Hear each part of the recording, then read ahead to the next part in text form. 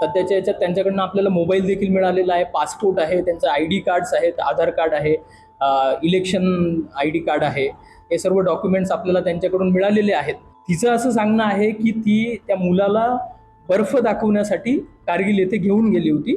त्यानंतर त्यांचे तिथे पैसे संपले आणि मग ती तिथे जॉब शोधत होती लोकली, आणि जॉब शोधत असताना ती पाकिस्तानात गेली असं ती प्राथमिक माहिती देत आहे.